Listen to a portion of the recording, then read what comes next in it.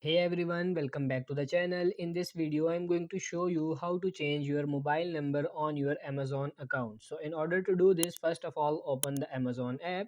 As you open up your Amazon app, on the lower right side, you will see three lines. Tap on the three lines. After tapping on the three lines, you have numerous options available to you. Choose your account.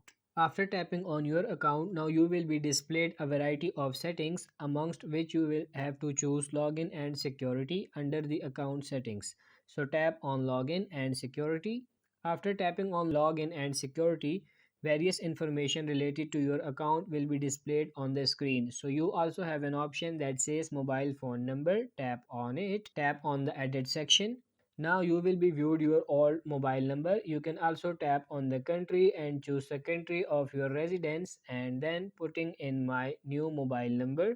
And then after tapping on done, I can simply tap on continue. Now Amazon will send a text in your recent mobile number in order to verify that it's you. So simply tap on OK. Now OTP will send to your phone. So I have received the OTP. So I'm just typing in the OTP and then tap on verify. After tapping on verify, I have been able to change my phone number from an old number to a new phone number, but I also have to type in my Amazon password in order to confirm my new phone number.